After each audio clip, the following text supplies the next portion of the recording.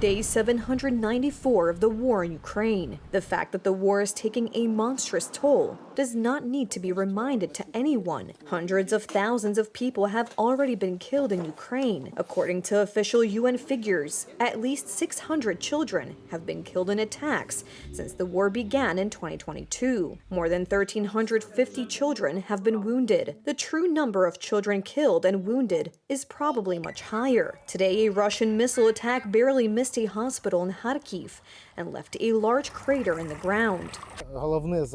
I saw the size of the crater right between the hospital blocks. It's very fortunate because if that rocket had hit one of the apartment buildings, there would have been many casualties. As there were 63 people in that building at the time of the attack, you realize what the consequences could be. In war, however, someone always wants to make money. Recently, the Ukrainian equivalent of the Central Anti-Corruption Bureau detained the Minister of Agriculture. Mykola Solsky, 44, was arrested on charges of illegally acquiring state land worth some $7 million. In addition, he attempted to illegally acquire land worth about $4 million.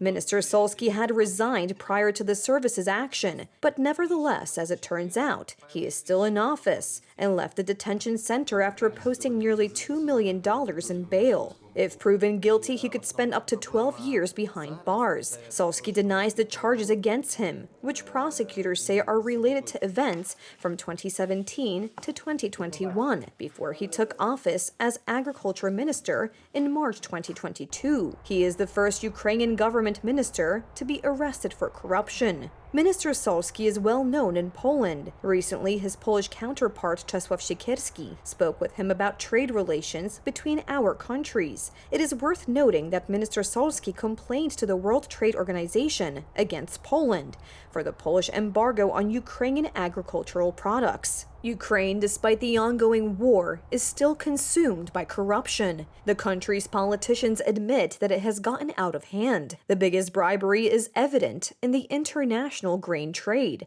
in the armament sector, and in avoiding mobilization for the army. The entire leadership of the Ukrainian Customs Service was recently dismissed, also for fraud, but mainly for bribery and unfortunately also related to the granting of permits for bribes to bring humanitarian aid to the Ukrainian armed forces.